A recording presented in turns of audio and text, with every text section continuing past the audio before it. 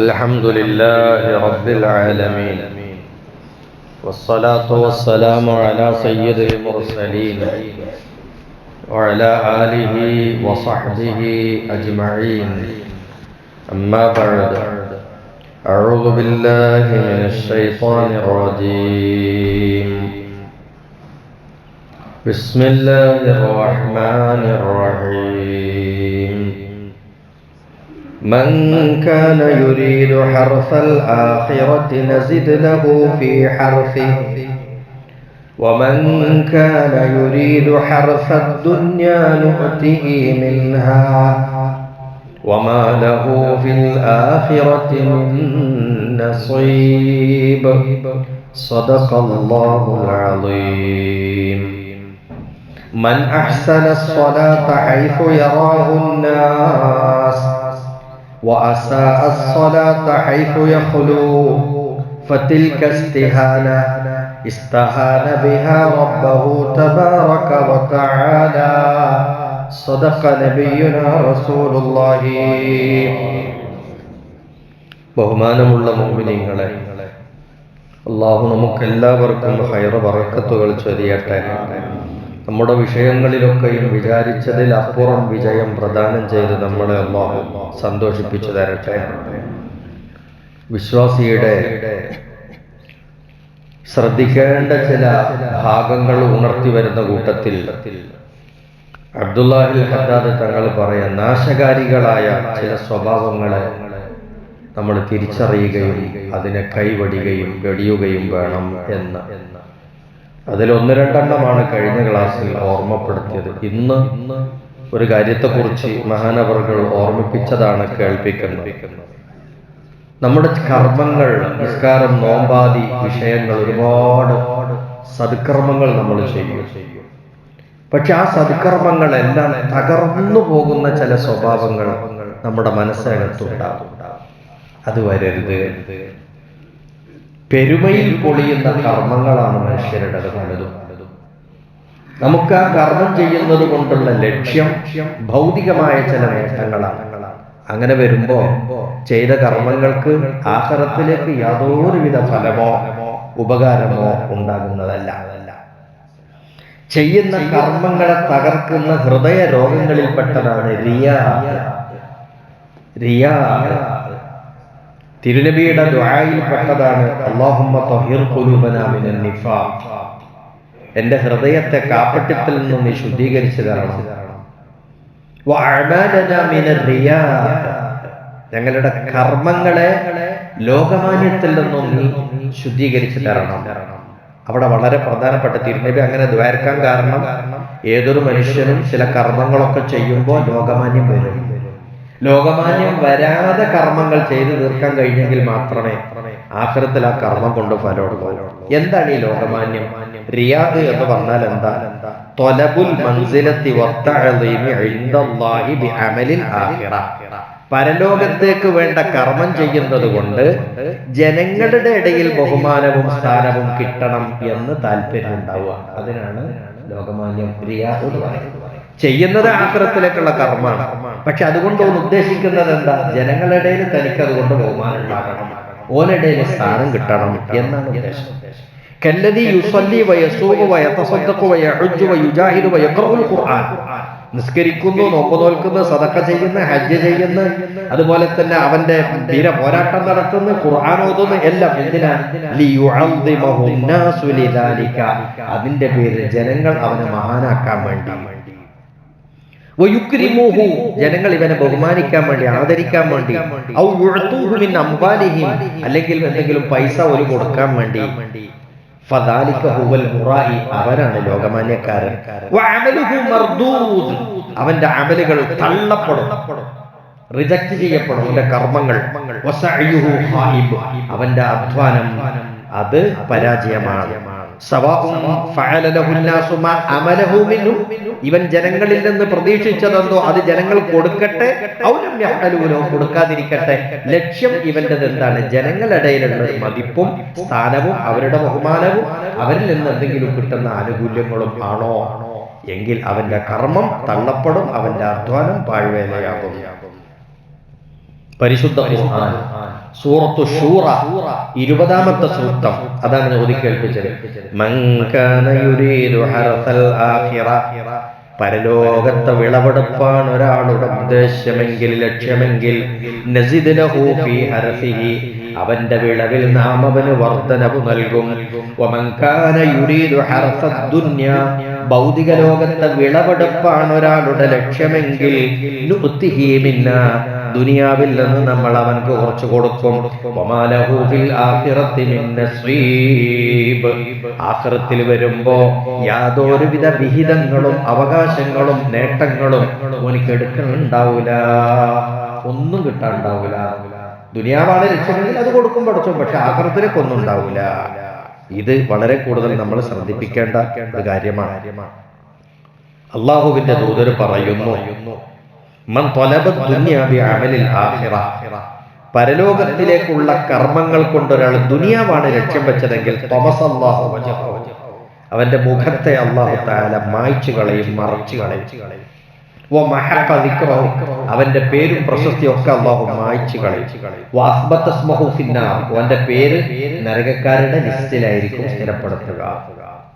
അത്ര വരെ കടുപ്പത്തിൽ ഇത് പറഞ്ഞിട്ടുണ്ട്. ഈ റിയാഇന് അല്ലാഹുവിന്റെ തിരുദൂതരിട്ട പേരെന്താണെന്നറിയോ?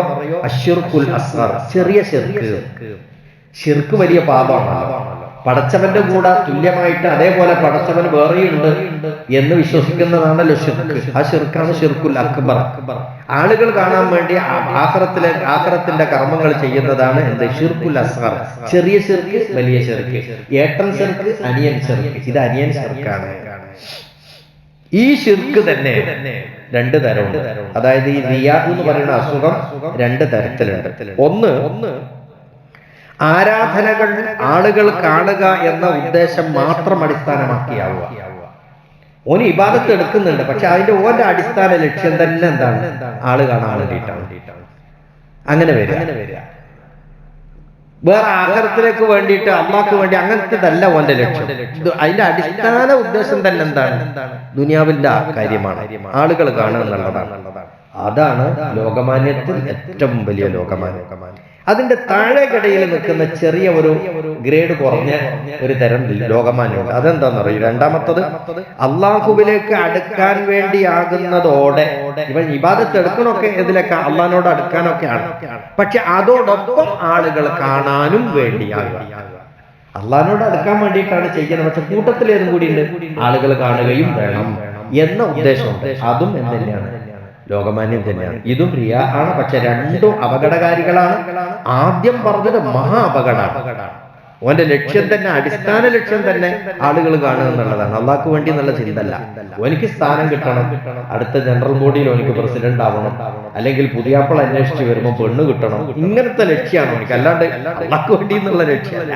അങ്ങനെ വരുമ്പോഴാണ് ആ റിയാ കടുപ്പം കൂടിയ ഏട്ടൻ റിയാ ആയി മാറുന്നത്. ഇത് അനിയൻ റിയാ ആണ്. അങ്ങനെ വ്യത്യാസം.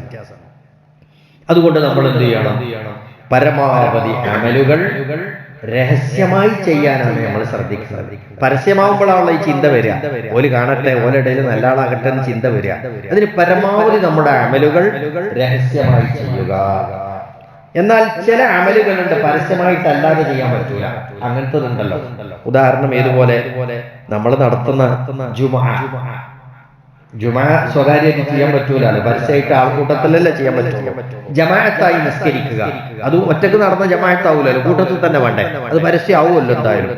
അതുപോലെ അറിവ് പഠിക്കാൻ വേണ്ടി പോകുമ്പോൾ പരസ്യമായിട്ട് കാണുമല്ലോ, അറിവ് തേടുക, അറിവ് പഠിപ്പിച്ചു കൊടുക്കുക. പഠിപ്പിച്ചു കൊടുക്കുന്ന ആൾക്കും സ്വകാര്യമായിട്ട് നടക്കുന്നില്ലല്ലോ, എന്താക്കണം?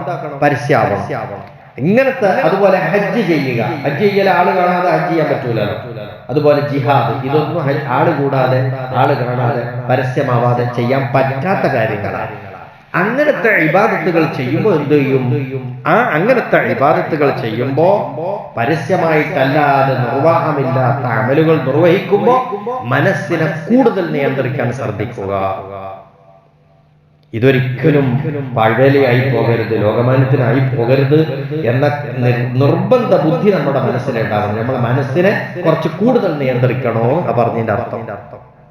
ഒരിക്കലും നിസ്കരിക്കാൻ ജമാഅത്തിനോ ജുമാക്കോ വരുമ്പോൾ ഞാൻ വലിയ ആളാണെന്ന് അറിഞ്ഞോട്ടെ എന്നുള്ള ചിന്ത അങ്ങനത്തെ ഒരു ഭാഗം വരുന്നത്. അങ്ങനെ ആരും അറിയാതിരിക്കട്ടെ, കേൾക്കാതിരിക്കട്ടെ, ആളുടെ പ്രശസ്തി കിട്ടാതിരിക്കട്ടെ, ഞാനിത് അള്ളാഹ്ക്ക് വേണ്ടി മാത്രം, അള്ളാഹുവിന്റെ കൽപ്പന പ്രകാരം ഞാൻ ഇബാദത്ത് നിർവഹിക്കുന്നു എന്നുള്ള ചിന്ത അല്ലാതെ വേറൊന്നും ഉണ്ടാകില്ല. ചില ആളുകളൊക്കെ ജുമാക്കൊക്കെ വന്നിട്ട് ഖത്തീബ് മിമ്പർമ കയറാൻ നേരത്ത് മുന്നിലെ സഫിൽ വന്നിട്ട് ഒരൊറ്റ നിസ്കാരത്തിന് കൈകെട്ടല. അപ്പൊ എല്ലാവരും ഇരിക്കുന്നേ, ഇയാള് മാത്രം നിസ്കരിക്കുന്ന ആള്, ബാക്കിയുള്ളവർക്ക് ഇരിക്കുന്ന ആൾ. അപ്പൊ ശ്രദ്ധിക്കപ്പെടുമല്ലോ. കസാരയിൽ ഇരുന്ന് നിസ്കരിക്കുന്നവര് വരെ ചിലപ്പോൾ ശ്രദ്ധിച്ചു പോകും. കസാരയിൽ ഇരുന്ന് നോക്കുമ്പോൾ എല്ലാവരും കാണുമല്ലോ, ആളുകളുടെ ശ്രദ്ധയിൽപ്പെടാം. ഓ, ഇയാൾ കാര്യമായ ഒരാളായിട്ടുണ്ടെന്ന് മനസ്സിലാവാം. അത്ര പോലും നമ്മൾ ചിന്ത വളരെ കൂടുതൽ ശ്രദ്ധിക്കേണ്ടതുണ്ട്. അത്ര കൂടുതൽ പെട്ടെന്ന് നമ്മുടെ കർമ്മങ്ങളുടെ ലക്ഷ്യങ്ങൾ തെറ്റിപ്പോകും. ലോകമാന്യം കടന്നു വരും, ശ്രദ്ധിക്കണം. പിന്നെ ഒരാൾക്ക് ലോകമാന്യം ഉണ്ടോ ഇല്ലേ എന്ന് തിരിച്ചറിയാനുള്ള ഒരു മാർക്ക് ഇടാനുള്ള ഒരു കർമ്മം പറയുന്നുണ്ട്. എന്താ അറിയോ? തിരുനബിയുടെ ഹദീസ് ഞാൻ ഓതിക്കാണിപ്പിച്ചു. മൻ അഹ്സന സ്വലാത്ത ഹൈസു യറാഹു നാസ്. ജനങ്ങളൊക്കെ കാണുമ്പോൾ വളരെ വെടിപ്പായിട്ടുള്ള നിസ്കാരം, വെടിവൊത്ത നിസ്കാരം, എല്ലാം പൂർത്തിയായിട്ട് വളരെ നല്ല രൂപത്തിൽ നിസ്കരിക്കണം ആള് കാണുമ്പോൾ. അങ്ങനെ ഒരാൾ ആളാരുമില്ല, ഒരൊറ്റക്ക് വരെ നിസ്കരിക്കുകയോ അല്ലെങ്കിൽ പിന്നെ ആരും കാണാത്ത അവസ്ഥയിൽ നിസ്കരിക്കുകയാണെങ്കിലോ ആ നിസ്കാരം ബടക്കാക്കിയിട്ടേ ചെയ്യുള്ളൂ. എന്ന് പറഞ്ഞാൽ വേണ്ടതുപോലെ ഫർദു സുന്നത്തൊന്നും മര്യാദക്ക് ചെയ്യൂല. ഒരു കോഴി കൊത്തും പോലെ ആർക്കോ വേണ്ടിയിട്ട് ഒരു ചടങ്ങ് നിർവഹിച്ച് തീർക്കും പോലെ നിസ്കരിക്കും. ഒറ്റക്കാവുമ്പോൾ ആള് കാണുമ്പോൾ നല്ല വൃത്തിയിൽ നിസ്കരിക്കും. ഇങ്ങനെ കണ്ടാൽ അത് നിസ്സാരപ്പെടുത്തലാണ്. എന്ന് പറഞ്ഞാൽ ഈ നിസ്കാരം ഇതുപോലെ നിർവഹിക്കുക വഴി അവൻ അള്ളാഹുവിനെ നിസ്സാരപ്പെടുത്തിയവനായി.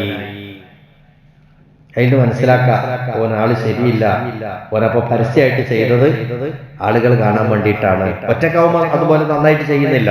അപ്പൊ നമ്മുടെ നിസ്കാരം ആള് കാണവേ ആണെങ്കിലും അല്ലാതെയാണെങ്കിലും അതിന്റെ ഷർത്തും ഫർദും ഒക്കെ ഒപ്പിച്ച് നിസ്കരിക്കുക എന്നുള്ള രീതിയിൽ തന്നെ നമ്മൾ എന്ത് ചെയ്യണം? നിസ്കാരം ശീലിച്ചു പഠിക്കണം. ഇൻഷാ അല്ലാഹ് നമുക്ക് റമളാനിലും അത് സംബന്ധമായിട്ട് ക്ലാസ് ഉണ്ടാകാറുണ്ടല്ലോ. നിസ്കാരം വെടിപ്പാകാൻ, വൃത്തിയാകാൻ എന്തൊക്കെ ശ്രദ്ധിക്കേണ്ടത്, അതൊക്കെ നന്നായിട്ട് ക്ലാസ്സുകളൊക്കെ ശ്രദ്ധിക്കാം. അതേപോലെ നമ്മുടെ നിസ്കാരങ്ങളൊക്കെ ചിട്ടയിൽ വരുത്തുക. അല്ലാഹു തആല തൗഫീഖ് നൽകട്ടെ.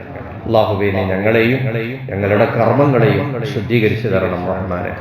എല്ലാവിധ ദൂഷ്യങ്ങളിൽ നിന്നും അരുതായ്മകളിൽ നിന്നും നീ ഞങ്ങളെ കാത്തുകൊള്ളണേ അല്ലാഹ്. പടച്ചവനെ, ദുനിയാവും ആഖിറവും ഞങ്ങൾക്ക് നീ വിജയപ്രദവും സമ്പന്നവുമാക്കി തരണേ അല്ലാഹ്. ഇരുലോകത്തെയും പരാജയങ്ങളിൽ നിന്നും നീ ഞങ്ങളെ കാക്കണേ അല്ലാഹ്. വആഖിറു ദഅവാനാ അനിൽ ഹംദുലില്ലാഹി റബ്ബിൽ ആലമീൻ.